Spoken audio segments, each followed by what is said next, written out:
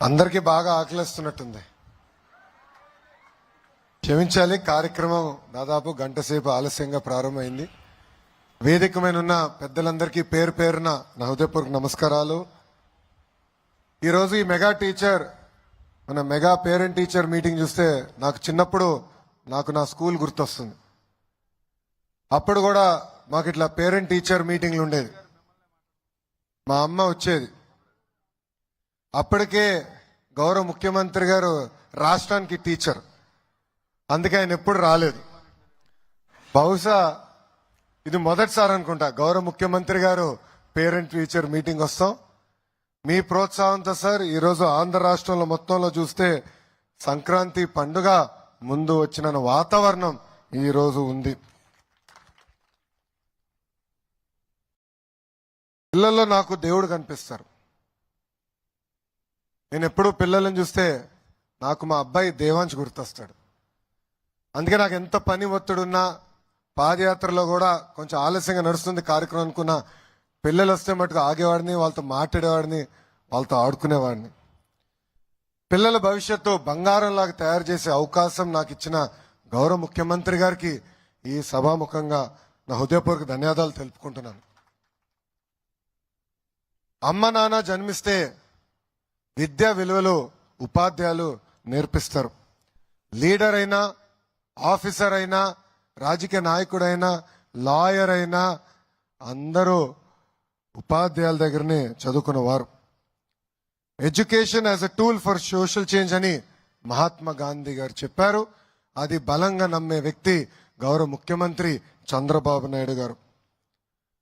చంద్రబాబు నాయుడు గారు నాకు విద్యాశాఖ అందించినప్పుడు చాలా స్పష్టంగా చెప్పారు. ఆంధ్ర రాష్ట్రమే భారతదేశానికి ఒక ఆదర్శంగా, అంటే ఒక మోడల్గా నిలబడాలని ఆదేశాలు జారీ చేశారు. ఈరోజు ఈ మెగా పీటీఎం అనేది తొలి అడుగు. ఈ మెగా పీటీఎం ద్వారా ఉపాధ్యాయులు, విద్యార్థులు, తల్లిదండ్రులు, పాఠ విద్యార్థులు అందరి మధ్యలో ఒక బంధం ఏర్పడే అవకాశం. ప్రభుత్వ విద్యా వ్యవస్థ బాగుపడాలంటే మనందరం దాంట్లో భాగస్వామ్యం అవ్వాలి. ఇదే లక్ష్యంతో రాష్ట్ర వ్యాప్తంగా మొదటిసారి ఏ రాష్ట్రంలో జరిగిన విధంగా ఒకే రోజు నాడు మెగా పీటీఎం మీటింగ్ మనం ఏర్పాటు చేసుకుంటున్నాం.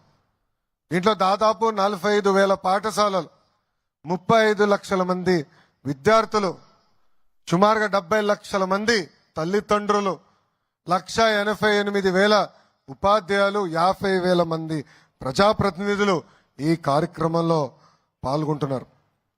ఈ సమావేశంలో పిల్లలు ఎలా చదువుతున్నారు, పిల్లలు ఎక్కడ వెనుకబడి ఉన్నారు, వాళ్ళని ఎలా ప్రోత్సహించాలి, వాళ్ళని ఎలా ముందలు తీసుకెళ్ళడానికి ఈరోజు ఉపాధ్యాయులు తల్లిదండ్రులతో మాడతాం స్వయంగా నేను చూసా. మీరు ఇక్కడ కానీ ఒక్కసారి చూస్తే స్కూల్కి కూడా ఒక రిపోర్ట్ కార్డు తయారు చేశాం.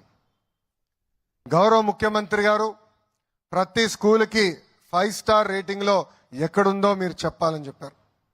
మౌలిక సదుపాయాలతో పాటు పిల్లలు ఎలా చదువుతున్నారు, ఉపాధ్యాయుల అటెండెన్స్ ఏంటి, పిల్లల అటెండెన్స్ ఏంటి, వాళ్ళ మార్కులు ఏంటి, మొత్తం జతపరిచి ఈ స్టార్ రేటింగ్ చేయమని చెప్పారు. విద్యార్థులు కూడా మొదటిసారి మనం రిపోర్ట్ కార్డు ఇచ్చాం. మీ చేతుల్లో రిపోర్ట్ కార్డు ఉంటే ఎత్తి పైకి చూపించమని అందరినీ కోరుతున్నాం. అందరు చూపించండి ఒకసారి. దాంట్లో మీకు 2 ఉన్నాయి. ఒకటి రిపోర్ట్ కార్డ్, ఇంకొకటి హెల్త్ కార్డ్.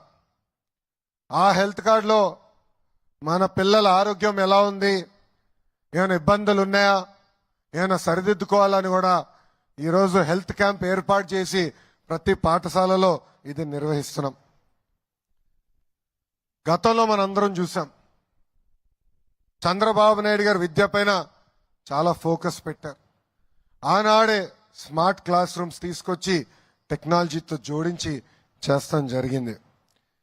విద్యా వ్యవస్థని గత 5 సంవత్సరాలు దారి తప్పిన విద్యా వ్యవస్థని గాడిలో పెట్టాలన్న బాధ్యత నాకు గౌరవ ముఖ్యమంత్రి గారు ఇచ్చారు. విద్యాశాఖ అంటే ఎన్నో సవాళ్ళు, సంఘాలు ఉంటాయి, ఒక నిర్ణయం తీసుకోవాలంటే పిల్లల భవిష్యత్తు దానిపైన ఆధారపడి ఉంటుంది.